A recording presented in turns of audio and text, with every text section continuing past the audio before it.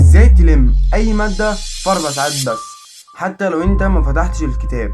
انا هخليك تلم المادة دي ليلة الامتحان وبطريقة سهلة جدا، وان شاء الله هتقفل اليوم ده. خليك معانا.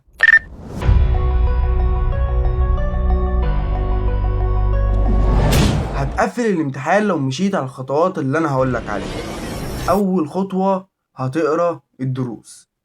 مفيش وقت تقرا الدروس علشان احنا خلاص الامتحان تقريبا هيبقى بكره. لو انت قبل الامتحان بيوم مفيش وقت تقرا الدروس. هتعمل ايه؟ هتقرا الملخصات. هتجيب ملخص كل درس وتقراه. بعد كده الخطوة التانية هتعمل ايه؟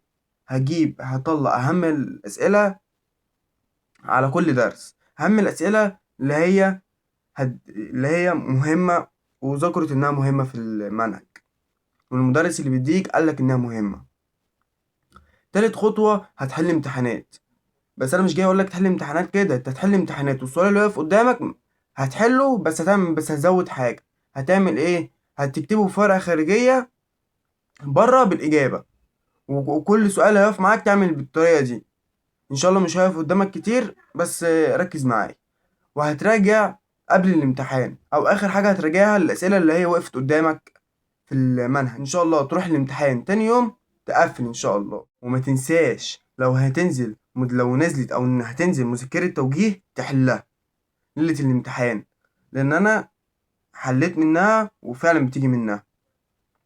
فحل مذكرة التوجيه او حل الامتحانات كانت على المحافظة بتاعتك بتاعت السنين اللي فاتت برضه بيجي منها بشكل كبير، لان تقريبا بيبقى نفس الاسئلة المشتركة اللي هو المدرس بيحطها. وان شاء الله اضمن لك النجاح.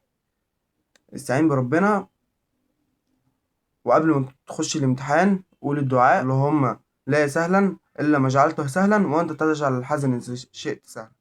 اللايك والتعليق بتاعك، واشترك في القناة وشير الفيديو ده لأي حد من زمايلك لعله هيستفيد بأي معلومة.